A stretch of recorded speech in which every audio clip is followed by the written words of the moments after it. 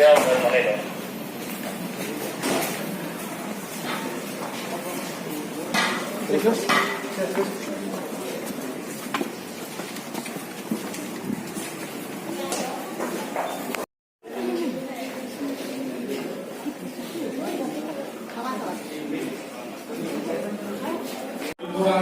terdakwa berada dalam tahanan dengan perintah terdakwa tetap ditahan. 3. Menyatakan barang bukti berupa 1 buah flash merek Sandisk berwarna merah hitam dengan kapasitas 8 GB berisi video unggahan channel YouTube Gus Dur 13 Official, 2 lembar screenshot postingan video pada akun YouTube Gus Dur 13 Official, sampai dengan 1 bundel fotokopi legalisir buku Indodrama kertas bulan dan atas nama Joko Widodo tetap terlampir dalam berkas perkara.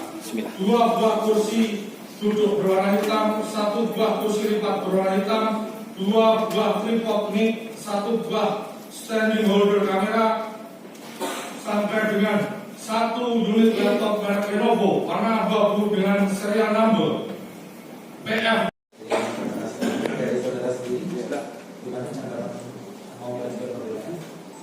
Baik, tanggal di Padang Mahsyar. Nanti kita di situ ketemu lagi. Disitulah pengadilan yang sebenarnya. Sampai ketemu di pengadilan, sampai ketemu di pengadilan, insya Allah. Kemudian pledoi saya sudah siapkan lagi, mungkin biar kuasa hukum yang menentukan waktu ini.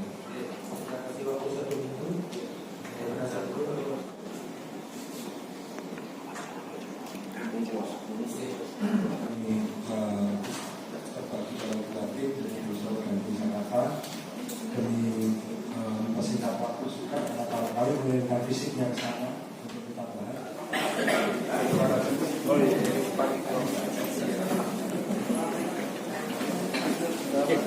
Insyaallah. Mana mic-nya Deno? Saya gitu duluan.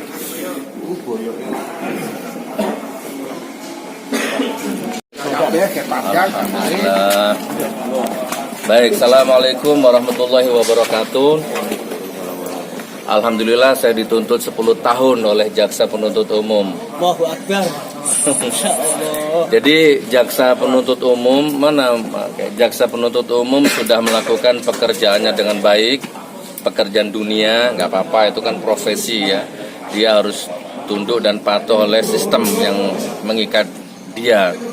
Tapi kita masih punya pengadilan akhirat ya, kita masih punya pengadilan yang maha adil nantinya. Oke, kita nggak usah bahas itu.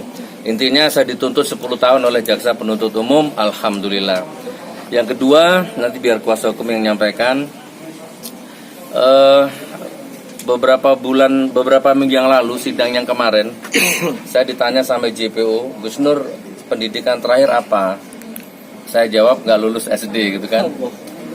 Entah itu jujur, entah itu sufistik, wallahualam hanya saya yang tahu ya. Saya tidak lulus SD ya. Dan saya nggak nyangka ternyata itu digoreng ya sama media ya.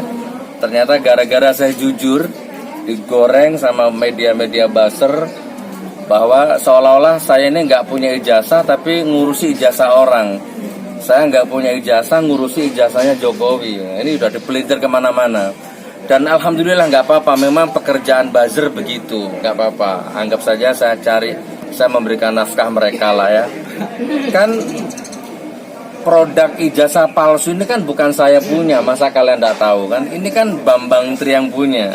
Dia pernah nuntut perdata di Jakarta Pusat, ya kan? Dia yang nulis buku, yang observasi. Saya kan hanya seorang YouTuber yang ngundang narasumbernya, kan hanya itu intinya. Dan di persidangan juga begitu alur ceritanya. Nah, tapi ternyata tuntutannya sama ini dengan Bambang ini. Tapi intinya ingin saya sampaikan kepada Anda, saudaraku, saya ini bukan pejabat. Walaupun saya nggak punya ijazah, walaupun saya nggak tamat, nggak akan ngancam negara, ya, nggak akan ngancam kedaulatan negara. Tidak akan ada satupun rakyat yang terancam masa depannya, perutnya, dapurnya, SPP anaknya gara-gara saya nggak punya ijazah. Dan insya Allah walaupun saya nggak punya ijazah, saya berusaha maksimal bermanfaat untuk rakyat Indonesia. Amin. Itu yang ingin saya sampaikan. Jadi intinya saya dituntut 10 tahun. Tinggal kita minta sama Allah bagaimana Allah nanti memutuskan lewat tangan hakim.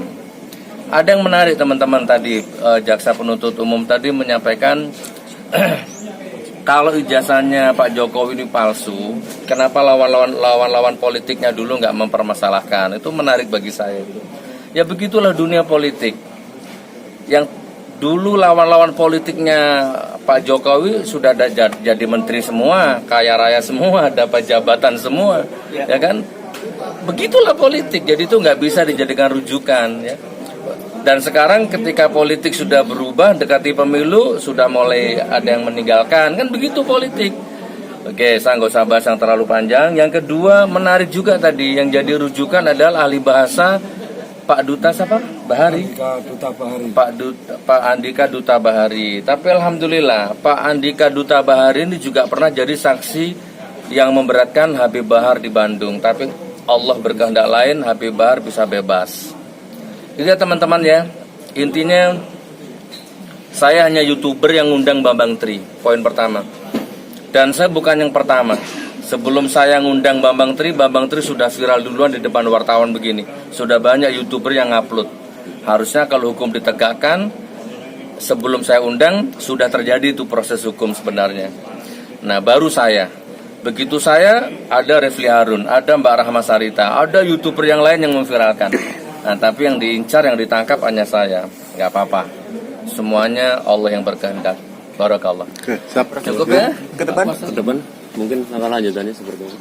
Ya Selasa kita ketemu di Pleido nanti. Di Pleido kan masih ada satu hak saya itu Pleido. Nanti kita sampaikan semuanya di situ. Insya Allah. Ada yang mau disampaikan? Pak Kuasa Hukum, mungkin terkait dengan pledoi nanti. Tadi disampaikan jaksa penuntut umum bahwa tuntutan terhadap Gus Nur ini adalah 10 tahun. Sama dengan Bambang Tri.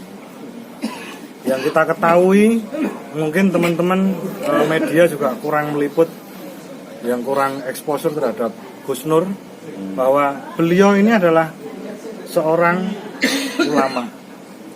Entah terserah mau ngomong lulusan SD atau apa yang sekarang digoreng, tapi beliau ini dengan uang sendiri punya yang namanya pesantren di Poso, di Palu.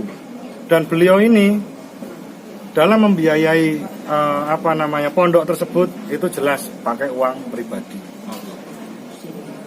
Yang pertama saya sampaikan bahwa dari persidangan tadi, dari tuntutan 10 tahun jelas kita sangat keberatan dan itu tidak adil. Kita flashback sebentar ke belakang. Saya bertanya kepada Gus Nur di persidangan juga, apakah Gus Nur dendam dengan Pak Jokowi? Jawabnya adalah tidak, sama sekali tidak dendam dengan Pak Jokowi. Tidak punya alasan apapun. Gus Nur ini hanya warga biasa, warga yang ingin kritik pemerintahnya karena dirasa di masyarakat hukum belum tegak sepenuhnya.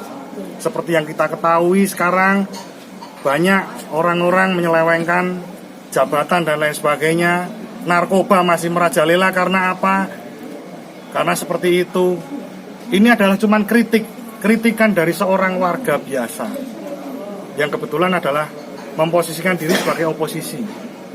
Tentunya dengan pemberitaan seperti itu, Gus Nur melakukan mubahalah dengan Bambang Tri karena isu ijazah palsu dan lain sebagainya. Ini adalah kritikan terhadap pemerintah. Masa sih Indonesia, negara sebesar ini, kita tidak khawatir dengan administrasi yang begitu buruknya di negara kita. Gus Nur menyampaikannya adalah di YouTube. Jaksa penuntut umum menuntut bahwa Gus Nur ini menyebarkan keonaran. Keonaran yang mana yang disebarkan? Keonaran menurut Undang-Undang nomor 1 tahun 46 itu adalah keonaran pada waktu itu, pada waktu setelah kemerdekaan. Bukan keonaran seperti media sosial. Media sosial seperti teman-teman wartawan semua ketahui bahwa komentar dan lain sebagainya itu tidak real, tidak secara fisik. Jadi itu hanya di media sosial. Bukan terjadi keonaran betul-betul di masyarakat. Itu satu. Yang kedua, Gus Nur ini adalah seorang ulama yang sangat mencintai agamanya. Tapi kebetulan beliau ini adalah seorang oposisi. Apakah pantas beliau dengan melakukan mubahalah seperti itu dituduhkan sebagai seorang penista agama? Oke. Saya tanya seperti itu kepada teman-teman wartawan di sini supaya masyarakat paham bahwa seorang yang mencintai agamanya dituduh sebagai penista agama. Bagaimana dengan penista-penista agama yang betul-betul melakukan penistaan agama? Banyak, dan itu tidak diproses. Mohon maaf. Itu juga sebuah kritikan. Seperti itu. Mungkin Oke, teman-teman siap. ada yang Oke. mau tambahkan. Saya closing ya. Sebentar, saya closing ya. Mumpung ada media ini. Saya closing ya. Kemarin ada demo apa itu yang ada posternya Sri Mulyani sama Pak Luhut, dan itu kan itu juga demo besar-besaran itu nggak diproses ya. Sekarang saya dapat berita ada Gus Fuad Pleret itu juga lagi onar tuh, nggak diproses. Kidung sunyiku lebih merdu daripada kumandang adzanmu. Itu juga nggak diproses. Itu penista agama itu. Teroris punya agama dan agamanya Islam. Dan sudah dilaporkan, nggak diproses, Abu Janda ya. Kemudian Allah itu bukan orang Arab, jadi ngaji itu nggak usah lah pakai langgam Jawa, hip hop apa boleh. Itu sudah dilaporkan dan jadi tersangka, tapi sampai sekarang nggak ditangkap, Ade Armando. Jadi gitulah teman-teman ya, jadi seperti ini. Dan tadi beliau menyampaikan berkali-kali, saya mungkin oposisi. Catat teman-teman ya, saya oposisi yang merdeka, berdaulat. Saya belum disogok dan gak mau disogok oleh siapapun. Baik dulu sebelum pemilu sampai pasca pemilu sampai detik ini. Saya belum makan uangnya Prabowo sepeser pun. Gak makan uangnya Sandiaga Uno sepeser pun, catat. Gak makan uangnya siapapun politikus. Enggak. Besarnya 100.000, kecilnya 1.000, enggak. Artinya sama sekali. Jadi saya ini walaupun disebut oposisi, tapi saya bukan penjilat. Saya oposisi yang merdeka. Kan boleh ya. Karena saya juga cinta negeri ini. Insya Allah begitu.